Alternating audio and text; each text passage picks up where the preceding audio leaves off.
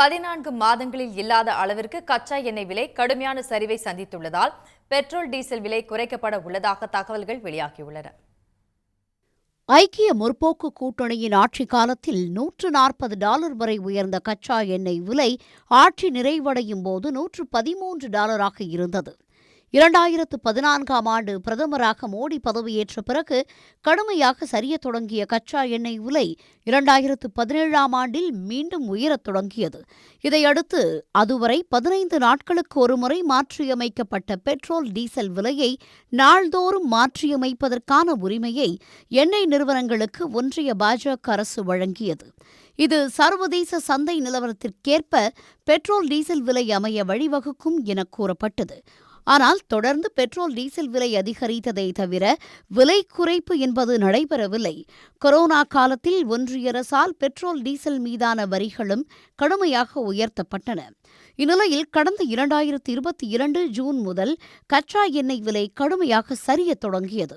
2022 June மாதம் $116 இருந்த கச்சா எண்ணெய் விலை படிப்படியாக குறைந்து 2023 ஜூன் மாதம் $70 சரிந்தது.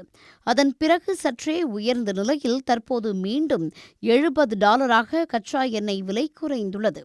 கச்சா எண்ணெய் விலை குறைந்தாலும் அதன் பலனை எண்ணெய் நிறுவனங்களே அனுபவித்து வந்தன. விலை குறைப்பின் பலன் மக்களுக்கு கிடைக்கவில்லை என எதிர்க்கட்சிகள் குற்றம் சாட்டின. தேர்தல் காலங்களில் மட்டுமே பெட்ரோல் டீசல் விலை குறைக்கப்படுவதாகவும் விமர்சனங்கள் எழுந்தன.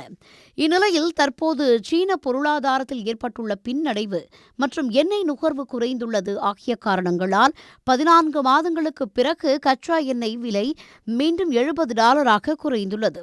மன்மோகன் சிங் ஆட்சியில் கச்சா எண்ணெய் விலை $140 இருந்தபோது பெட்ரோல் விலை லிட்டருக்கு $72 இருந்த நிலையில் தற்போது கச்சா எண்ணெய் விலை $70 உள்ளபோது பெட்ரோல் விலை $100.75 உள்ளது. கச்சா எண்ணெய் விலை தொடர்ந்து குறைந்த போதும் 173 நாட்களாக பெட்ரோல் டீசல் விலை எந்த மாற்றமும் இல்லாமல் நீடிக்கிறது.